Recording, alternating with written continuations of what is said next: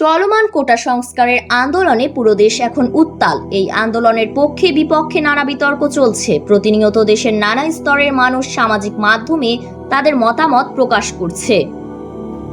বিশেষ করে 16 জুলাই মঙ্গলবার দেশের বিভিন্ন স্থানে সংঘর্ষ হয়। এতে বহু শিক্ষার্থী আহত এবং 7 জন নিহত হওয়ার ঘটনা ঘটার পর দেশ ও বিদেশের মানুষের মধ্যে চরম হতাশার সৃষ্টি হয়েছে। এই বিষাদ নিয়ে অবশেষে মুখ খুললেন ঢাকাই সিনেমার সুপারস্টার শাকিব খান ও অভিনেতা চঞ্চল চৌধুরী। অন্যান্য তারকাদের মতো তারা দুজনও এই সহিংসতা নিয়ে সামাজিক যোগাযোগ মাধ্যমে কথা বলেছেন।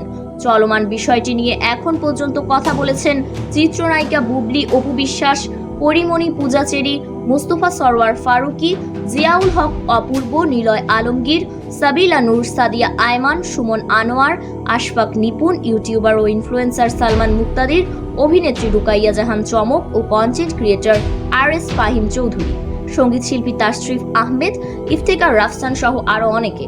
তারা সকলেই ছাত্রদের পক্ষে অবস্থান নিয়েছেন। এখন চলুন জেনে আসি শাকিব খান আর চঞ্চল চৌধুরী কি বললেন। এক ফেসবুক স্ট্যাটাসে শাকিব খান লিখেছেন, আমার প্রাণের বাংলাদেশ এভাবে রক্তাক্ত হতে পারে না, কারো মা বাবার বুক এভাবে খালি হতে পারে না। আপনারা যারা অভিভাবক পর্যায়ে আছেন তাদের কাছে অনুরোধ রইল, এক্ষুনি আন্দোলনরত শিক্ষার্থীদের সাথে কথা বলে এই সংকটের যৌক্তিক সমাধান বের করুন। সব ধরনের সংঘাতের সমাপ্তি চাই।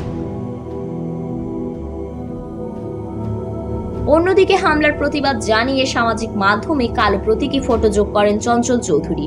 সেখানে চঞ্চল লিখেন, পেশাগত কাজে প্রায় 20 দিন আমেরিকা থাকার পর গতকাল রাতে ঢাকায় ফিরেছি। সেখানে বসে এই কদিন নিউজগুলো দেখে হতবাক হয়েছি শোকাহত। সেই পোস্টে দেশের মানুষের উদ্দেশ্যে কিছু প্রশ্নও ছোড়েন চঞ্চল। লেখেন, সমাধানের অন্য কোনো পথ কি খোলা ছিল না? গুলি কেন করতে হলো? বুকের রক্ত না ঝরিয়ে সুষ্ঠু সমাধান করা যেত না?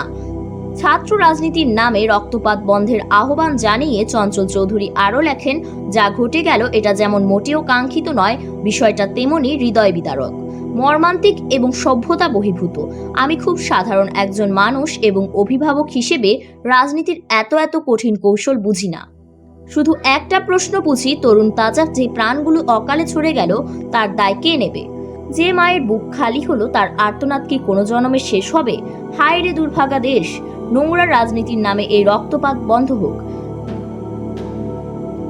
অভিনেতা চঞ্চল চৌধুরীর সাথে একমত পোষণ করেছেন অনেকেই। তার ভক্ত অনুরাগীর সংখ্যা এই পোস্ট থেকে আরো বেড়ে গিয়েছে। তার প্রতি দেশের মানুষের ভালোবাসা আরো বেড়ে গিয়েছে তার এই পোস্টের জন্য।